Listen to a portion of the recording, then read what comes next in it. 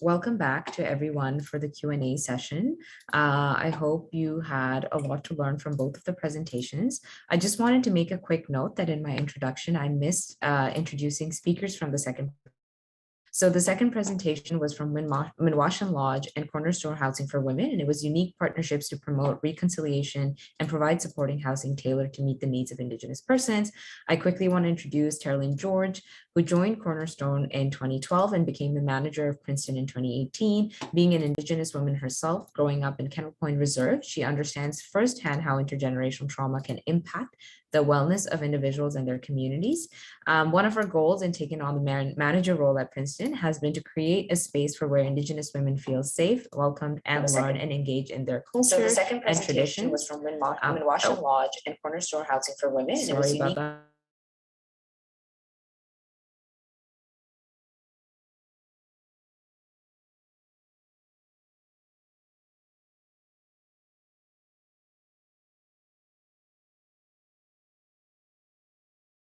So sorry about that. I had the double play from the live stream. Manager role at Princeton has been created to create where Indigenous women feel safe, welcome, and learn and engage in their culture and traditions. Terlyn has dedicated her career to making a positive impact on her community. We also have Sabrina Jones-Monette, who is also an Indigenous housing worker with Minwashan Lodge, which provides a range of programs that serve First Nations, Inuit, and Métis women and children who are survivors of domestic and other forms of violence, who may also be suffering the effects of residential school system.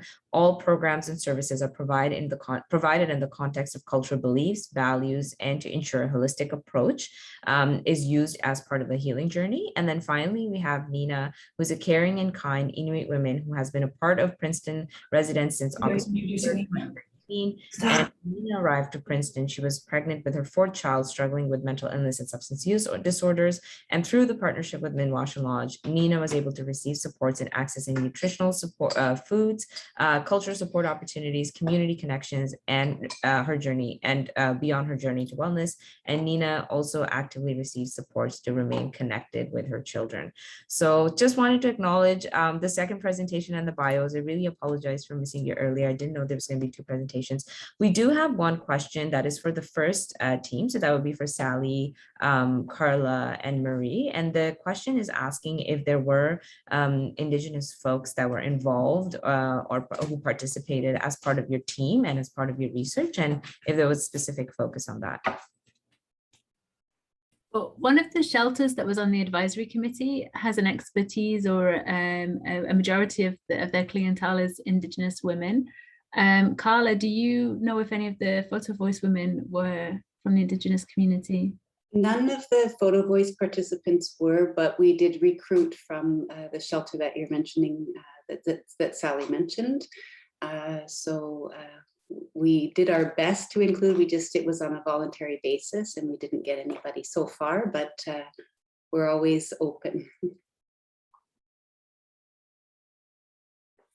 Awesome, thank you. We also, it's not really a question, but more so a comment. We have a comment from Caitlin, who's talked about how research and services that support animal and human relationships is important and understudied in factor of housing stability. And I wonder if any of y'all have a comment to make on that and how critical that is, or how you're incorporating that in your programs. I mean, I think that's a challenge for the shelter network, because you sort of have, people who have allergies or fears, and then other people who have pets that they're very attached to. But it's definitely much easier to incorporate once somebody is housed. So I think the challenge is that the shelter step, like how to ensure that people aren't left without their animals during the shelter stay. I don't know that we have a good solution yet. I know that there's different things that have been explored, but it's definitely something that needs more analysis, because the animals can often be a key support for women. Yeah, absolutely. Anything else? So at Princeton here, we do allow animals, mostly up to the size of a cat. They're allowed emotional support animals. So we encourage encourage them to fill out a support plan for their animals. So in the event that they do become unwell or can't care for the animal, we can support them with executing their plan for their pet.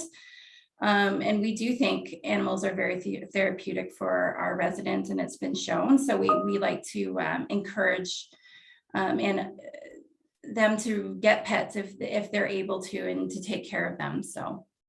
Absolutely. Awesome. Thank you so much. I do want to encourage folks, if they have more questions, to use the Q&A function to ask them so we can capture them. I don't see any more questions, but I can just ask one to everybody that's here, which is essentially around what are some of your takeaways from the work that you've been doing? And if you would just want to share one thing that people take away from this presentation, what would that be? And maybe we can start with you, Sally, and then I'll go out in the order on my screen.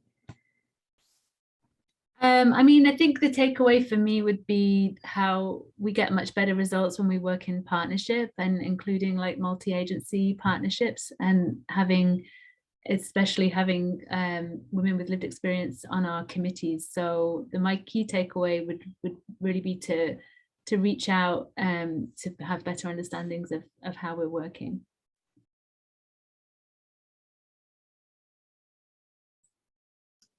I think you're right, Sally. I think it's really important to work with our partnerships. The one thing that I'd like to acknowledge is Minwashin has a lot of women with different experiences, different skill sets. So it's really amazing that we have a woman experiencing something specific, but we can reach out and get those services to come in to support that specific person. Maybe someone from the agency has a lived experience that the woman is currently kind of similar to that. So they can talk about that and problem solve. So working in partnership is really important. And to understand too, it takes a while for a community to kind of develop, and it happens organically. So we can't rush it. We just have to kind of, flow with it and nurture it. Yes. Absolutely. Carla, and then maybe Marie. Yeah, there's so many takeaways, so many things I want to mention, but I would say the one thing is this idea that we really don't want to wait till there's a problem to address a problem. And, we know that people, at least in the hospital setting, it's like you see them come back when there's things have gotten too problematic. And so this idea of working together as a community to put these supports in place is, I think, just a big gap.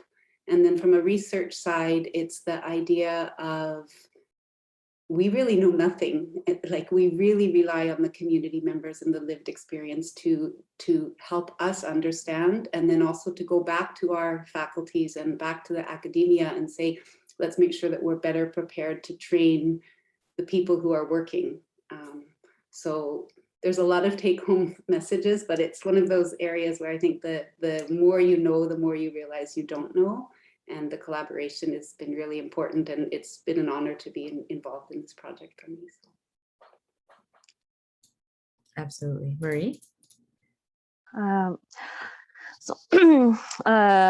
When I first struggling with mental illness, they told me that the surrounding is important to have, your family doctor, your psychiatrist, have a lot of people around you.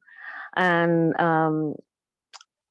my experience is that in that area, it's you find a doctor and something happened, and then you receive a letter and you have to find another doctor, or so every time we have to do it all over.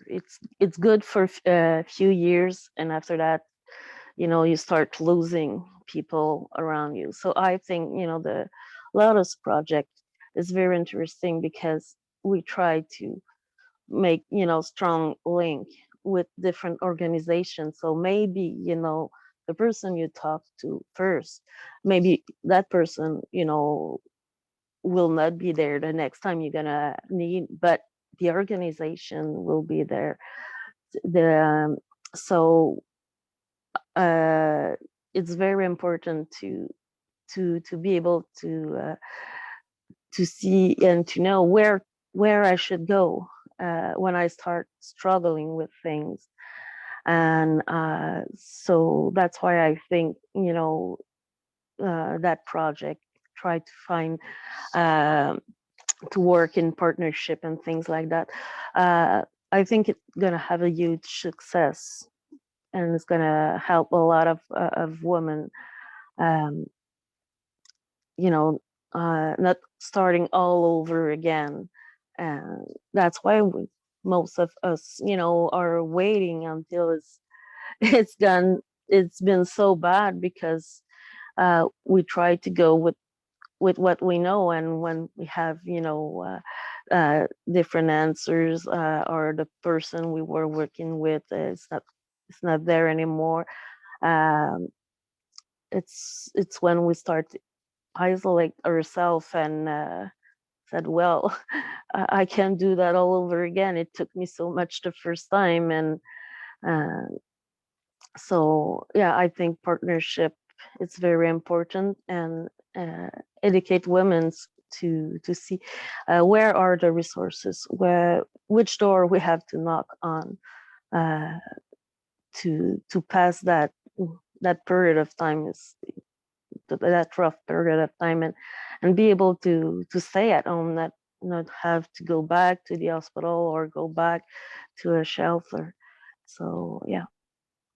Thank you so much, Marie and Joy. And then with that, I don't think we have more questions, and we're 5 minutes early. So if folks have no more questions, and if there's no more comments on this panel, we can close off the room. But I just want to ask folks if there's anything else they'd like to add before we close, or if there's anything they'd like to communicate before we close off. No? Okay. Awesome. Well, thank you so much to all of our panelists for the presentations and for sticking around for Q&A. Thank you to everybody who's attended. I just wanted to remind everybody that there is a keynote speaker right after, so make sure you tune into that through your online platform. We have Tanya Tadak who's going to be speaking. So just wanted to remind folks that. And then with that, again, thank you so much and hope you have a great rest of the day. Take care, everybody. Bye-bye.